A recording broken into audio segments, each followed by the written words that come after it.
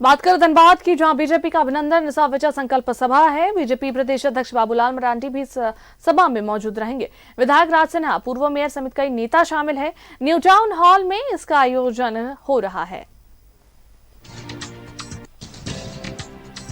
BJP का अभिनंदन और विजय संकल्प सभा हो रही है। बीजेपी प्रदेश अध्यक्ष बाबूलाल मरांडी भी इसमें मौजूद है। विधायक राज सिन्हा, पूर्व मेयर समेत कई नेता शामिल है इस बैठक में।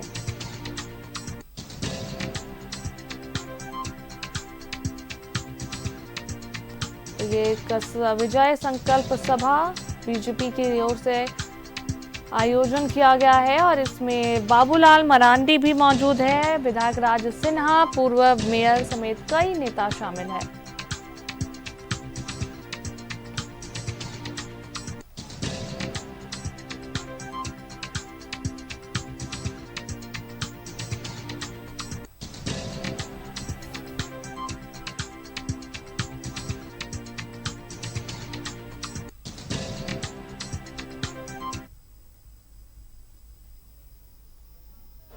इसके मंत्री श्री सरोज सिंह जी, श्री चंद्रशेखर जी, दोनों चंद्रशेखर तो भी वर्तमान अध्यक्ष और नगर निगम के पूर्व के अध्यक्ष रामेश राही जी, सतेंद्र जी,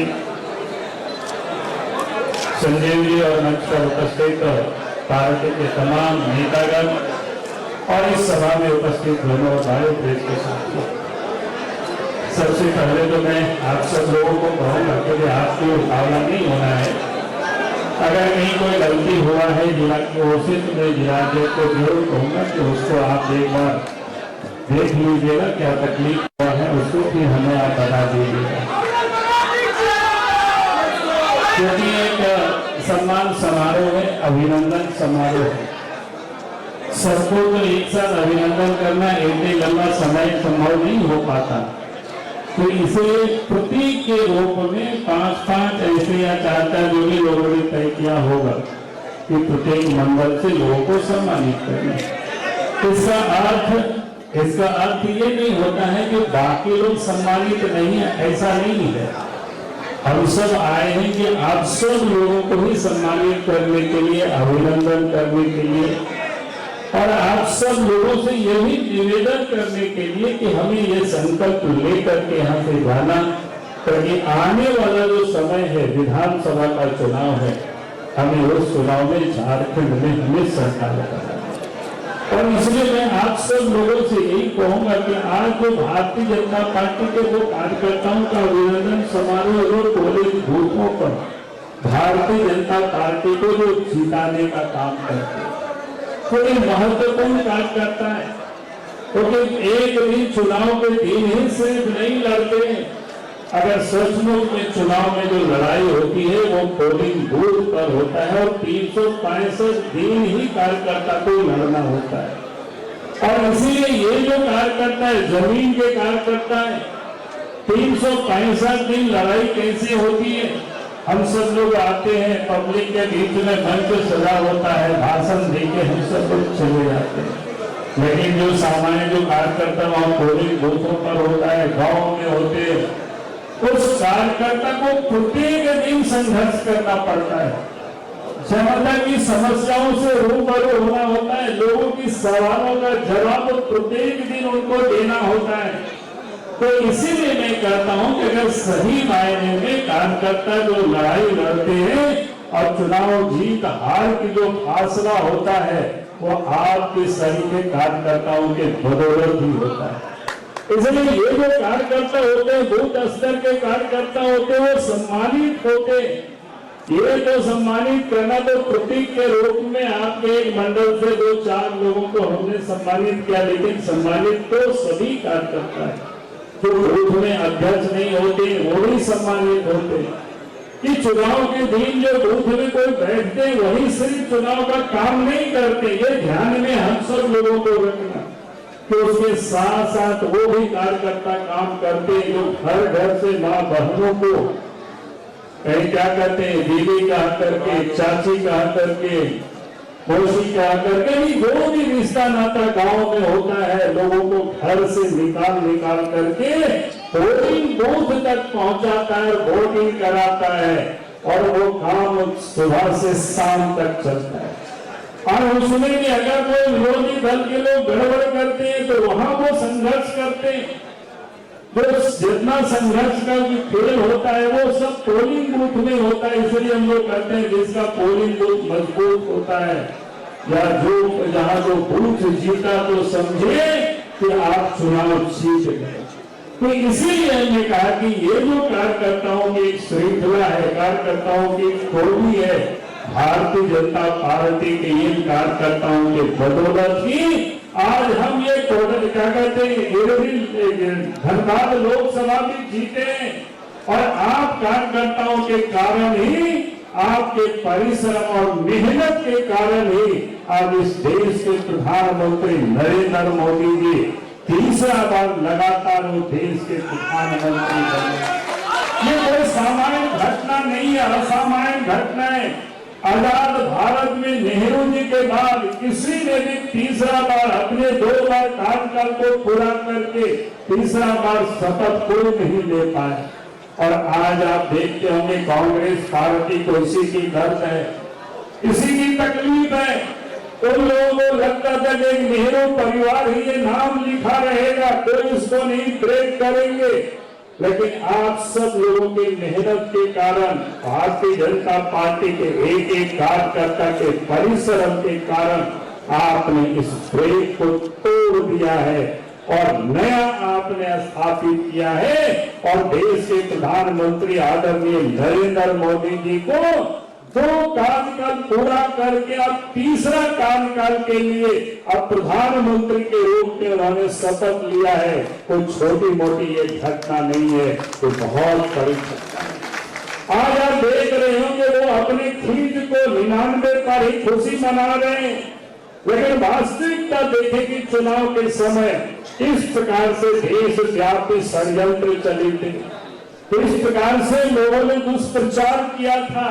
उस दुष्प्रचार के बारे में आप सबको पता है, चाहे वो संविधान को बदलने की बात हो, रिजर्वेशन को समाप्त करने की बात हो, यानी ऐसे असंख्य दुष्प्रचार किया गया था। यानी पूरे लगे हुए थे, पूरी ताकत लगी हुई थी कि फिर से देश के प्रधानमंत्री नरेंद्र मोदी जी नहीं बने। और इस प्रयास की अगर फलिता किसी ने लगाया है तो आपके सारे कार्यकर्ताओं ने मेहनत के बदौलत उनकी सारी योजना को धराशायी कर दिया। और आज आप देखते होंगे कि देश में एनडीए गठबंधन की सरकार बनी और साथ ही देश के अंदर में क्या कहते हैं, उड़ीसा में हो, आंध्र प्रदेश में हो, सिक्किम में हो, या क्या कहते त्रिपुरा में हो, आज इस देश के अंदर में राज्यों में भी सरकारें बनी। तो ये अगर आज संभव हो पाया है तो आप सब कार्यकर्ता के मेहनत के कारण ही, बदौलत ही ये संभव हो पाया है। और इस झारखंड की धरती में भी उन लोगों ने बड़ी ताकतें लगाई, लेकिन उसमें भी इस विपरीत परिस्थिति में भी आप सब ने जो मेहनत और परिश्रम किया, उस परिश्रम के कारण ही 14 में से भारतीय जनता पार्टी को, एनडीए गठबंधन को 9 सीट आप जीते हैं। और साथ साथ वोट के नाते भी भारतीय जनता पार्टी सर्वाधिक वोट लाए, 84 लाख से अधिक वोट लाए, जबकि अपोजिशन 66 लाख में ही भटक गए। और उसके साथ साथ 50 से भी अधिक विधानसभा सीटों पर आज एनडीए गठबंधन की लीड है। और इस प्रदेश में जिनकी सरकार थी, सरकार है, सरकार में बैठे थे उस समय के मुख्यमंत्री समेत 7 मंत्री पूरी तरह से चुनाव हारे हैं अपने अपने क्षेत्रों में। तो ये भी अगर संभव हो पाया है तो आप सभी कार्यकर्ता के मेहनत के कारण ही संभव हो पाया है। और इसीलिए मैं आप सब लोगों से यही कहने के लिए जरूर खड़ा हुआ हूँ। आज जो इस प्रदेश में आप देख रहे हो, जिस प्रकार से इस राज्य के अंदर में जो विजय श्री मिली है भारतीय जनता पार्टी को, अगर आज मैं ये कहूँ कि इस राज्य का जो जनादेश है वो एनडीए अलायंस के अगेंस्ट में है। और यहाँ पर इंडिया क्या कहते हैं, एनडीए अलायंस के अगेंस्ट में ये जनादेश है। और जनादेश अगर मिला है तो भारतीय जनता पार्टी गठबंधन को इस राज्य की जनता ने आज साथ दिया है। और इसीलिए मैं आज आप सब लोगों से यही निवेदन कर रहा हूं, यही अपील कर रहा हूं। अब सामने 2-3 महीना के बाद विधानसभा का चुनाव है। आप सब लोगों से मैं कहूंगा कि हम सब यहाँ से संकल्प लेकर के जाना है। अब हमें उस चुनाव को भी जीतना, और जीतना क्यों जरूरी है? अब याद करिए, जब इस प्रदेश में भारतीय जनता पार्टी की सरकार थी तो इस राज्य में विकास का काम होता था। अगर 2 की छोड़ दीजिए, झारखंड को बने हुए आज 24 साल होने को चला है, लेकिन इन वर्षों में 13 वर्षों तक इस प्रदेश में भारतीय जनता पार्टी के नेतृत्व में सरकार रही है। और 10 वर्षों तक ये क्या कहते हैं, आज जो गठबंधन की सरकार है, जेएमएम और कांग्रेस और राष्ट्रपति शासन होने के कालखंड में रहा है। लेकिन इन 13 वर्षों में जो विकास का काम हुआ है वो किसी से छुपा हुआ नहीं है। आप चारों तरफ आप देख सकते हैं, चाहे वो गांव तक सड़क का हो, चाहे गांव घरों तक बिजली का हो, कभी जितनी भी जो विकास की जो बुनियादी जरूरतें हैं, अगर इस काम को किसी ने किया है तो भारतीय जनता पार्टी की सरकार ने किया है। अब याद करिए, पिछले दिनों जब रघुवर दास जी के नेतृत्व में सरकार थी, केंद्र में भी सरकार थी, डबल इंजन की सरकार थी, तो इस प्रदेश में अनेकों विकास का काम हुआ है। मैं एक दूसरी बात के समझ उदाहरण के लिए रखता हूँ। अब याद करिए, झारखंड में पहले 3 मेडिकल कॉलेज हुआ करता था, लेकिन जब रघुवर दास जी के नेतृत्व में डबल इंजन की सरकार थी तो 3 नए मेडिकल कॉलेज बना। दुमका में मेडिकल कॉलेज बना, पलामू में मेडिकल कॉलेज बना, हजारीबाग में मेडिकल कॉलेज बना, और 2 मेडिकल कॉलेज बनते ही रह गया। तो आज तक